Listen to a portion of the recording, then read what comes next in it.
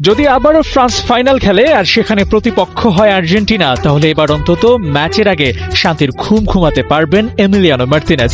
ফাইনালের শেষ মুহূর্তে মেসির বুক কাঁপানো সেই শট নেওয়া মুয়ানিকে ছাড়াই দল ঘোষণা করেছে ফ্রান্স। বিশ্বকাপ জিততে ওদের কৌশলগুলো সবার থেকে একটু আলাদা। বয়স হয়ে গেছে, তরুণদের সাথে তাল মিলিয়ে এখন আর মাঠ দাবিয়ে বেড়াতে পারবেন কিনা আঁতোয়া গ্রিজম্যান, তাই ওকে বাদ দিয়েই ২৬ জন মিলিয়েছে ফ্রান্স। একটা বিশ্বকাপ দল ঠিক কেমন হতে পারে তার একটা উদাহরণও রাখলেন দিদিয়ের দেশাম। অভিজ্ঞদের বাদ দেওয়ার পাশাপাশি এমন কিছু সিদ্ধান্ত নিয়েছে ফ্রান্স যা স্বপ্ন দেখায় এই দলটা এবারও তাক লাগাতে পারে বিশ্বকাপে। রিয়াল মাদ্রিদে খেললে নাকি দুনিয়ার যে কোনো কম্পিটিশনে এগিয়ে থাকা যায়, সেই প্রথায় মৃদু আঘাত করে কামাভিঙ্গাকে সরিয়ে রেখেছে ফ্রান্স। ওকে ছাড়াই তৃতীয় বিশ্বকাপ জয়ের রেসে ফাইট করতে নেমেছে ফরাসিরা।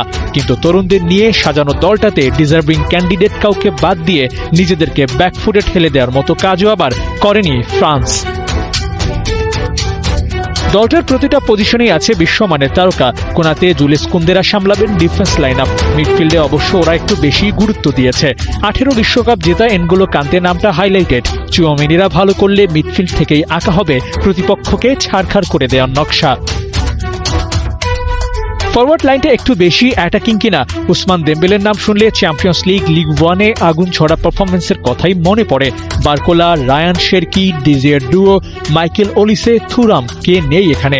ভাবছেন এমবাপের কথা ভুলে গেলাম কিনা? ইউরোপ কাঁপানো একজনের কথা ভোলা কিংবা আলাদা করে মনে করিয়ে দেওয়ার খুব একটা দরকার নাই। ফ্রান্স বললেই ভেসে আসে এমবাপের নাম। ম্যাজিশিয়ান, সে জানে কিভাবে ম্যাজিক দেখাতে হয়। যে কোনো দলের বিপক্ষে ও গড়ে দিতে পারে বড় ধরনের পার্থক্য। বিশ্বকাপ জেতানো অধিনায়ক লরিস না থাকলেও এবার ফ্রান্সের গোলবারটা পাহারা দিতে থাকবেন মাইক ম্যাগনান, রবিন রিসানরা। তাদের ইনক্লুশনই দিদিয়ের দেশামের জন্য যথেষ্ট। টুর্নামেন্ট শুরুর ঠিক 4 সপ্তাহ আগে দল ঘোষণা করে ফ্রান্সে যেন বার্তা দিয়ে রেখেছে, এবারও আমরাই কাঁপাবো। পরপর 3বার ফাইনাল খেলার কীর্তিটা গড়তে পারবে তো ফরাসিরা।